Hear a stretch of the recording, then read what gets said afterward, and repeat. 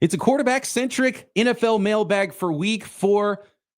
Joe Burrow, C.J. Stroud, are they the next Andrew Luck in the NFL, being ruined by their franchises? And move over Joe Flacco. The new question around the NFL is Justin Herbert elite, and a whole lot more on today's Peacock and Williamson. NFL analyst Brian Peacock and former NFL scout Matt Williamson bring you expert NFL analysis every day in less than 30 minutes. Get an inside look at the NFL on the field and in the front office with elite breakdowns to next-level analysis and in-depth information only for the real NFL fans. This is Peacock and Williamson, and it starts now.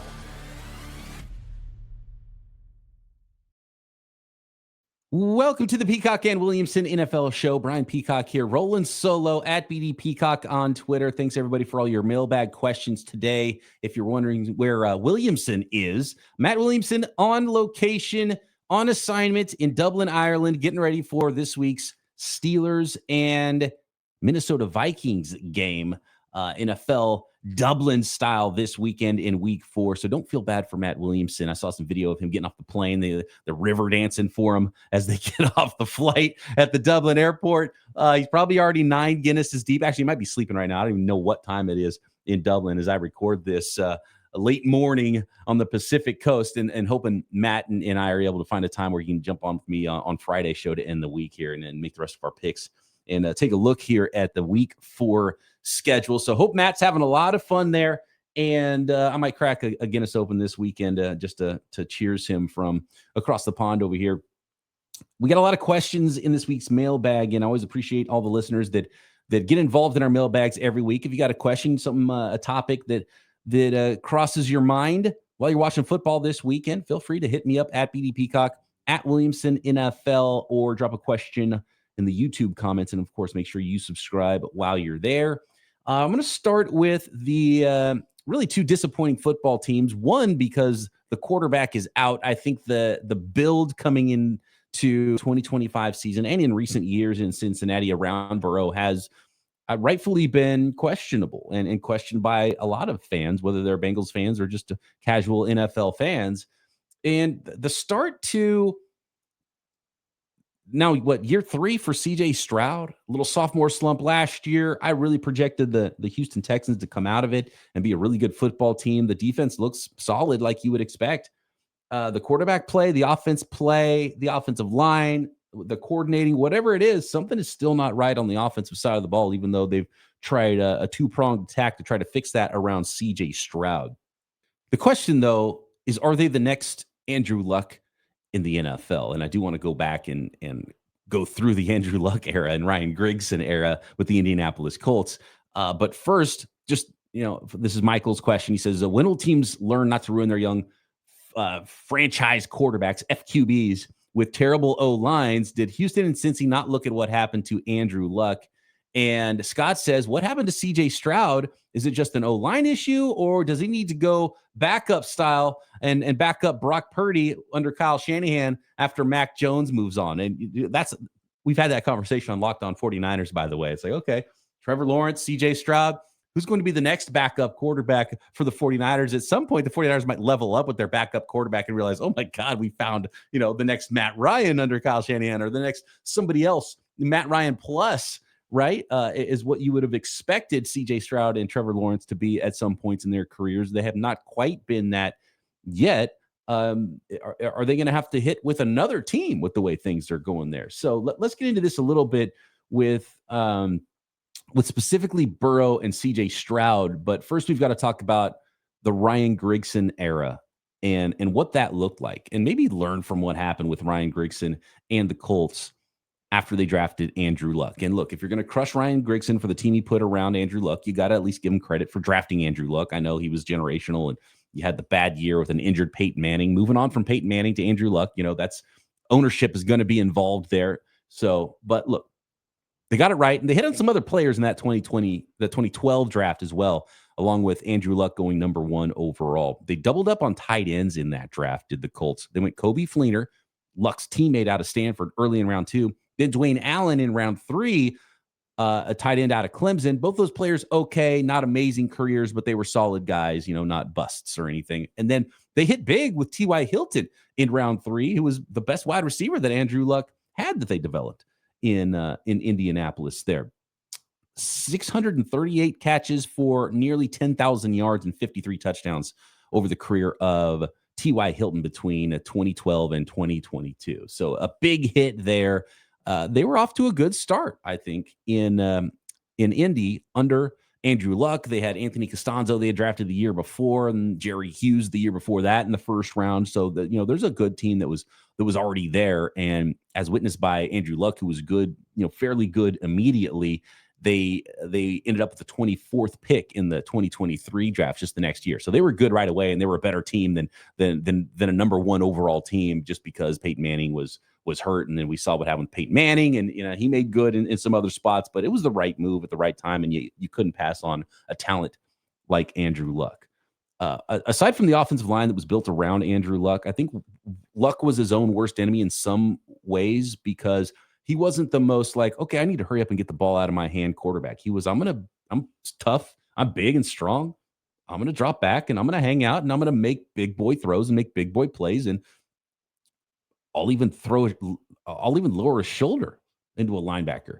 And I might throw an interception and then clean somebody's clock as a tackler too. So, some toughness might have hurt Andrew Luck. In a lot of ways, you need to protect yourself a little bit. And so there is some of that on him. Now, I do heap most of the blame on Ryan Grigson and the team that was built around Andrew Luck, because he's a really good quarterback, and it wasn't all on him finding his own contact in the NFL, which led to injuries and really just a rough career that he said, enough is enough, and retired way too early. And it is a bummer from a fan's perspective that you didn't get to see what Andrew Luck could have become. So what happened after the 2012, why do you keep calling it the 2012? The 2012 NFL draft and Andrew Luck, Bjorn Werner, the first round pick in 2013, 6.5 career sacks, big whiff there.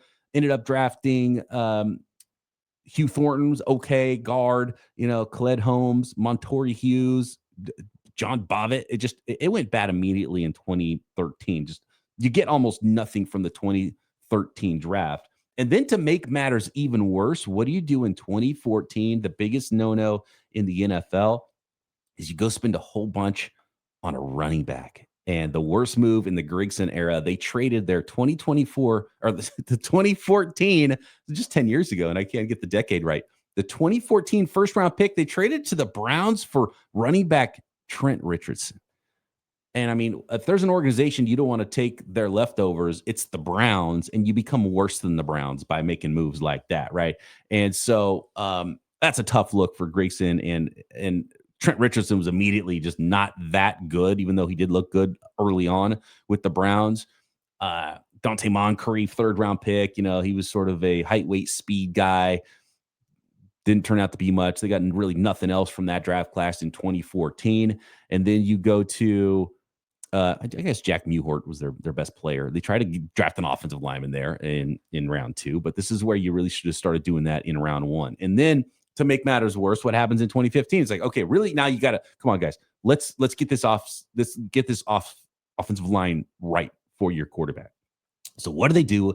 They draft a one-dimensional speed wide receiver out of Miami and Philip Dorsett. Like, really, the one thing that was like you can't do is trade for a first-round pick for a running back and then follow it up by a one-dimensional speed wide receiver when you need an offensive line. They tried to address it in free agency. They didn't get better there, like Godster, Cherylus, and players like that.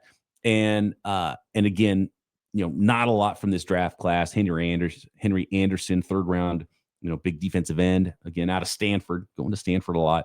Was, solid player, but, unspectacular. And again, not much else. So we're talking about 3 drafts in a row where you didn't build out your football team. There's no foundation now for Andrew Luck. And then Grigson's final draft, they did address the offensive line finally, and they really started going heavy on the offensive line at this point, maybe too little, too late. They drafted Ryan Kelly, really good center, longtime center in round 1.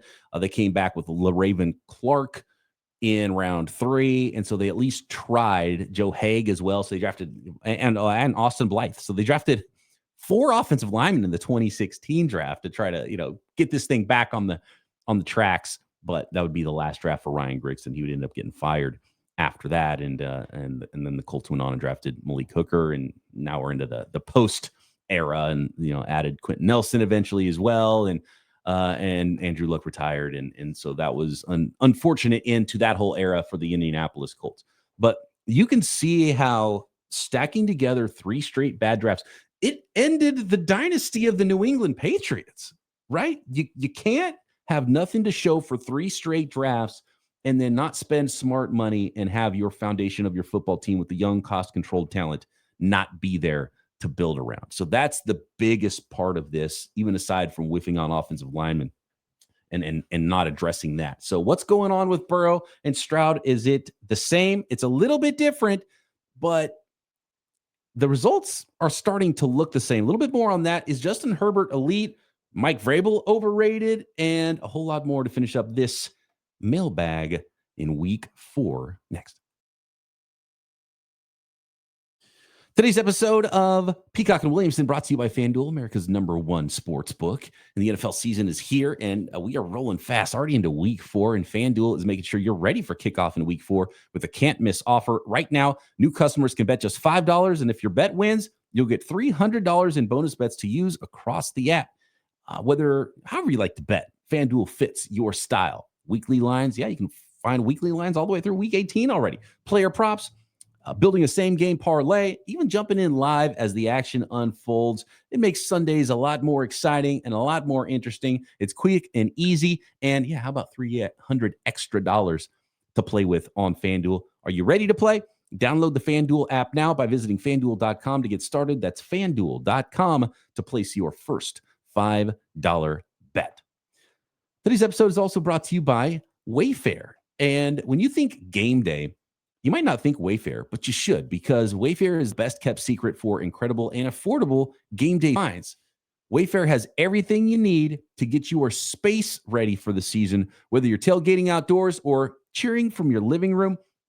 I'm looking out. I got a little detached office in our backyard. That's where my studio is that I podcast from. And I'm looking at the fire pit that we got from Wayfair, and it really kind of just finished up our patio and where I like to spend a lot of time with the cooler and the grill. And, let me know in the comments, by the way. I'm trying to figure out like an outdoor projector maybe so I can actually watch the football also from outside. But whether it's indoors, outdoors, for every budget, you can show off your team spirit without overspending. Delivery fast and free, hassle-free. It's a lifesaver when you need something in time for kickoff. So Wayfair is your trusted destination for all things game day, from coolers to grills, recliners, slow cookers. Shop, save, and score today at Wayfair.com. That's Wayfair, Wayfair.com. Wayfair, every style, every home.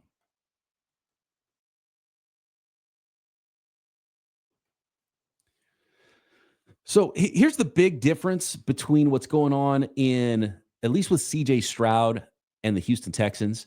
The Texans have tried really hard, and I think the Texans have made some good moves. I don't think the Texans' drafts have been disastrous. They've drafted cornerstone players on the defensive side of the ball. They've built a really good unit, and they thought they had their quarterback. There's a lot of playmakers for his quarterback to throw to, and then they've addressed the offensive line and the offensive coordinator in numerous ways. Are they continually getting it wrong at those spots? Because they've at least tried a lot more than Ryan Grigson did, I think. But similarly, the times when Grigson did try for the Colts to build that offensive line, didn't work out. Is that the similarity with C.J. Stroud? Or is C.J. Stroud maybe just not quite as good as he looked as a rookie? And, there's, kind of like the Andrew Luck thing, finding contact a little too often. Did Stroud sort of think he arrived? Is there more that he could do to be a better football player in the NFL? I think that all remains to be seen. I don't think the Houston Texans are quite on the level. I think they're a lot closer, which is why it's more disappointing, I think, maybe because, well, I guess not, because of the Luck stuff. It was so obvious, and we're calling out Grigson in 2014, 2015. Like, what are you doing, dude? You got to be better at this. You got to fix your guy. And they're like, I'm going to draft Philip Dorsett. And it's like, come on, man. So you can see it coming in slow motion. I think it's a lot more like the Burrow situation, that you can see that one coming in slow motion, because just so many questionable moves over and over. And it's like, well, you're not even addressing, you're not trying to get better on defense. Burrow's already good. You don't need to pay two prime wide receivers. You need to build the other part of it around it. And Burrow should be able to elevate other wide receivers that aren't freakishly talented like Jamar Chase to be good players around him. You got to build out the rest of your roster. So I do point at the Bengals more in that realm of like, you're not even trying. It's the most obvious thing, and you're not figuring this out. And now Burrow going to miss 3 months this year, probably another lost season, even though currently they're in first place in the AFC North. But those situations aren't good, and they could end up as bad as the Luck situation. And Burrow's injury history is on par right now with what we've seen, and maybe worse in Andrew Luck's early career.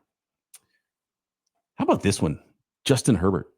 Is Justin Herbert elite? And what does he have to do to be looked at as such? I'm trying to find the tweet. This one is from, there's a good Hall of Fame question here. Where is, by the way, James had another question. A lot of people worried about Joe Burrow right now, if he's going to become Andrew Luck. We got a lot of people asking about Burrow and C.J. Stroud, so I had to address that one first today. Oh, it's from Zachary. Here we go. What does Justin Herbert have to do to be involved, fit into the top tier of quarterbacks? Does he have to get to the AFC Championship game? Does he have to get to the Super Bowl? Does he have to win a Super Bowl? I don't think he has to win a Super Bowl. But part of this, and it kind of to be honest with you, the overarching topic of today's mailbag is kind of like, can you beat the allegations, right? So the allegations are that the Houston Texans can't build an offensive line. The allegations are that the Cincinnati Bengals just have no idea how to put together a football team. The allegations and fair or not, you have to beat the allegation to prove you can do the thing, right? I see it all the time with the 49ers. Shanahan, he's a really good coach, lost a lot of Super Bowls. And the allegation is that he can't win the big one. And guess what? That's going to be the case until he wins the big one. And fair or not, that's just the reality of the situation. And I think that's where we're at with Justin Herbert. Talent-wise, he is in the top tier of quarterbacks in the NFL. He is an elite specimen. He can sling the heck out of the rock, and at certain times he's played like that elite quarterback. But the wins and losses, he's got to beat those allegations and prove that he can go win big time football games. And Lamar Jackson is kind of in that zone right now. The rough thing for Lamar Jackson and where he's at 1-2 now is, and even in a year where it's okay, hey, the Kansas City Chiefs are down a little bit, they're stumbling. They might be able to get them. This might be the year that, you don't even have to go through potentially Patrick Mahomes in late January, but you will probably have to go through Buffalo, who's sitting there at 3-0, and you're at 1-2. And now you got a road game in the playoffs against the other guy that's trying to beat the allegations of Josh Allen. And only one of those guys are going to get through. And for those guys, it's almost like Super Bowl or bust to prove that they are, that they can go win the big one because they're already thought of in that elite tier. So for Justin Herbert to get into the tier, I don't think you have to win a Super Bowl to be thought of on the level of Josh Allen and Lamar Jackson and be in that elite tier. Justin Herbert's talented enough to get there. So AFC Championship, yeah, you've got to go win big games and look good doing it and look like you elevated your team and put a team on your shoulders and led a team that you believe could be a Super Bowl winner, even if you don't go win the Super Bowl. So get to the AFC Championship game, be one of the last 4 teams standing in the NFL, I think is probably where, if that happened this year, people talk a lot different about Herbert and where those Chargers are at. But yet again, you got to beat the allegations once there's, and it's fair, I think, because as talented as a player is, you have to prove it on Sundays. You have to win those games, and winning cures all. Winning is the end of almost every sports conversation. When you start talking about who's elite, who's going to make the Hall of Fame, Eli Manning's going to walk into the Hall of Fame one day.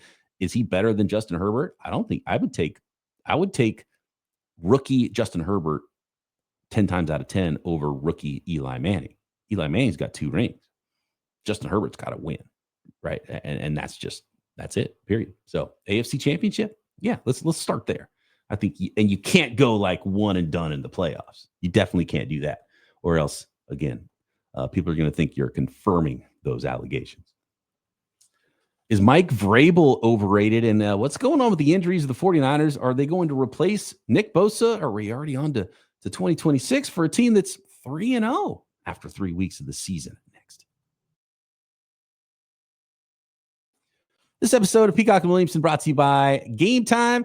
I've got the Game Time app. It's on my phone. It's ready to go. I do not look for tickets until I check Game Time first. And a lot of times I check Game Time first and last because I don't check anywhere else, especially if you're looking for last minute tickets to a sporting event, a concert, a comedy show, any kind of theater event. You can find those tickets and get phenomenal last minute deals. And with the NFL back, honestly, there's nothing better than being in the stadium, right? Surrounded by fans.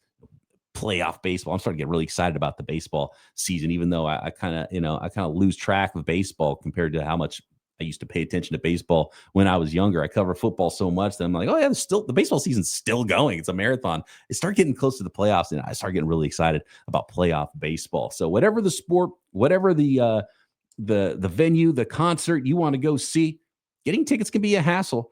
Between queues, login screens, prices jumping into checkout, it's frustrating, and that's why I use Game Time, and you should have Game Time ready to go if you're a sports fan, because Game Time is fast, easy, 100% authentic tickets delivered on time and at the best price, and all fees are included, so the price you see is the price you pay. Download the Game Time app, create an account, and use our code LOCKEDONNFL for $20 off your first purchase. Terms apply. Again, promo code LOCKEDONNFL for $20 off. Swipe, tap, ticket, go. Download Game Time today.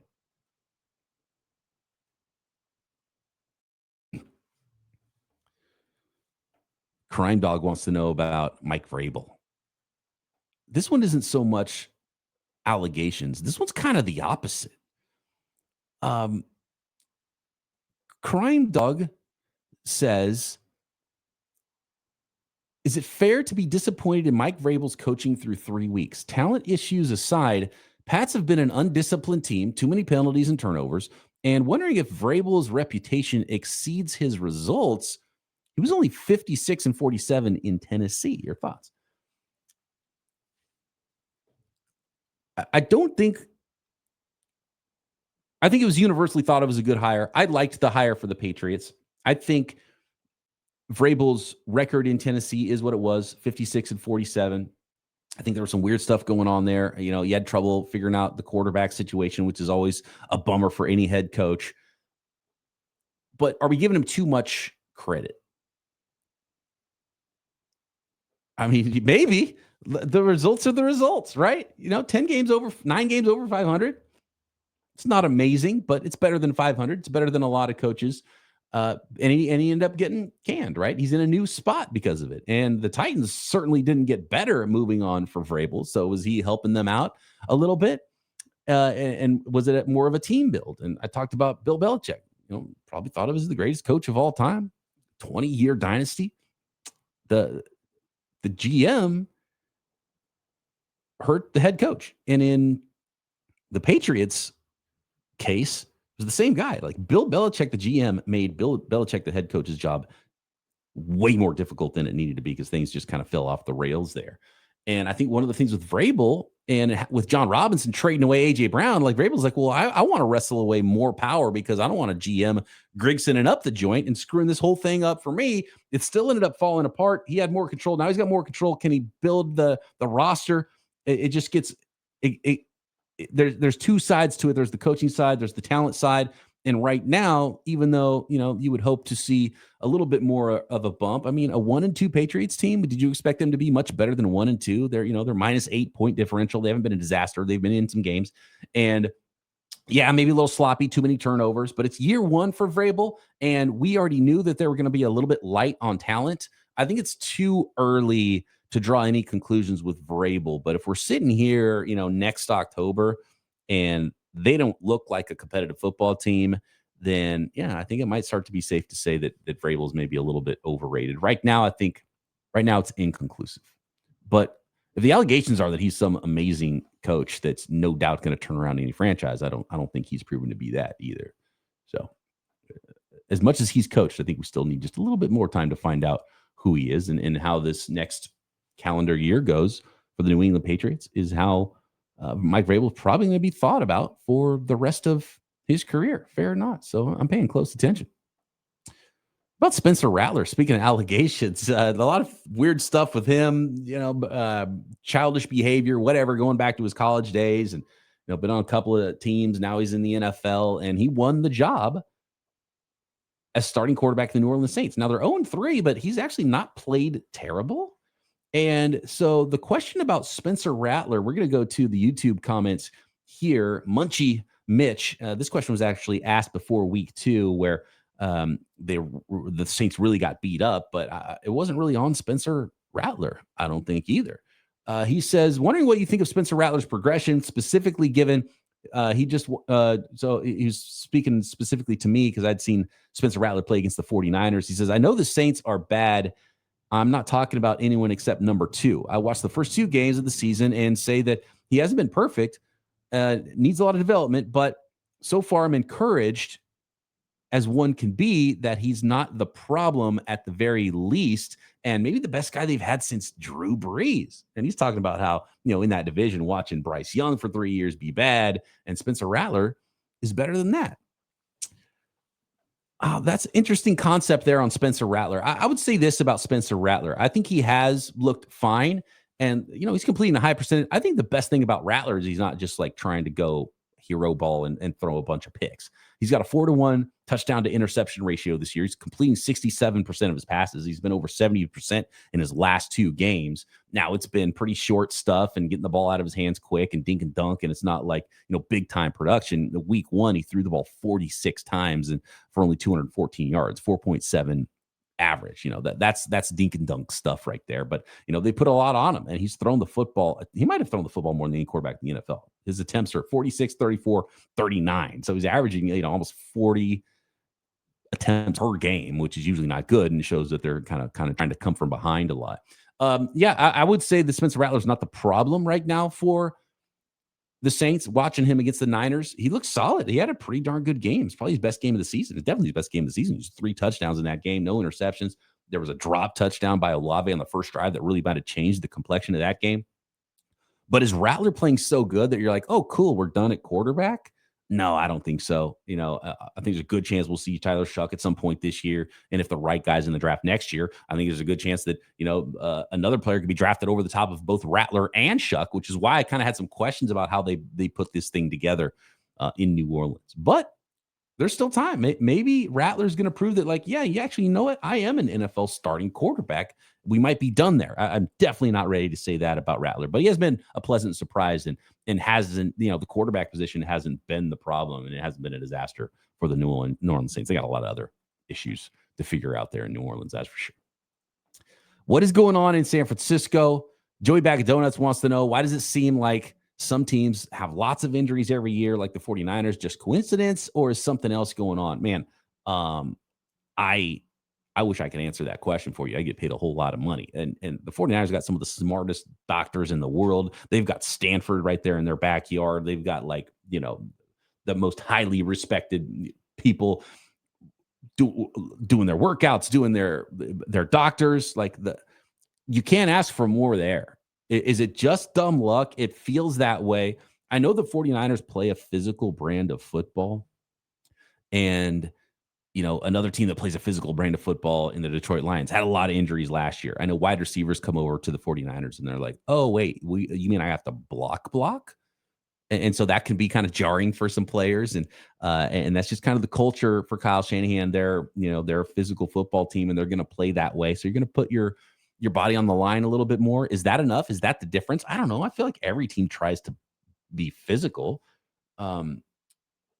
Do they practice harder than other teams? I don't think so. Do they stretch wrong?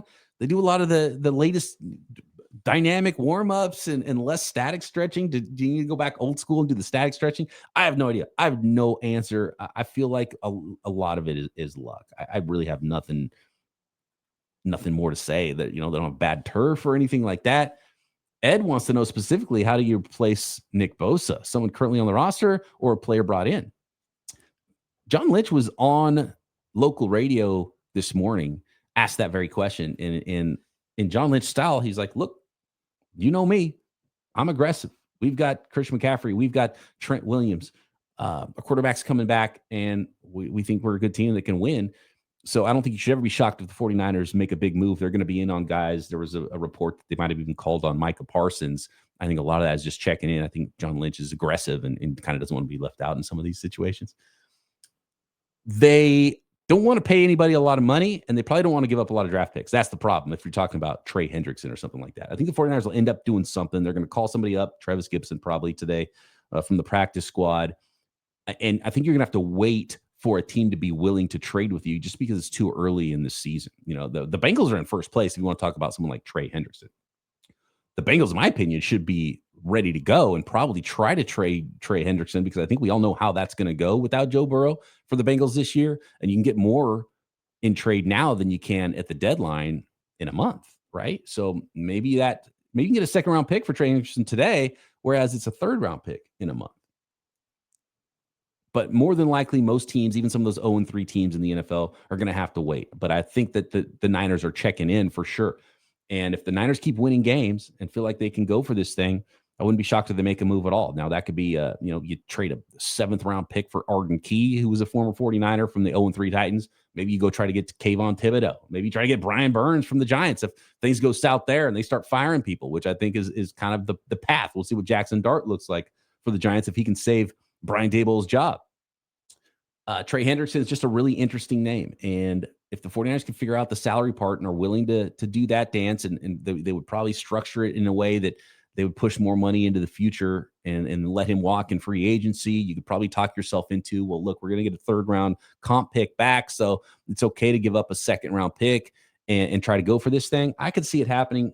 I think it's going to take a few weeks, though. I think the 49ers would like to see what they have first, prove that they can still win a few more games, and let some other teams decide that they're ready to be sellers before anything happens with the 49ers. But it'll be interesting with the trade deadline because the 49ers are an aggressive organization. More than likely, it's going to be someone that costs less than Trey Hendrickson, even though that's the most popular name that's going to be out there, and the player who could probably do the best job of impersonating Nick Bosa on that 49ers defense.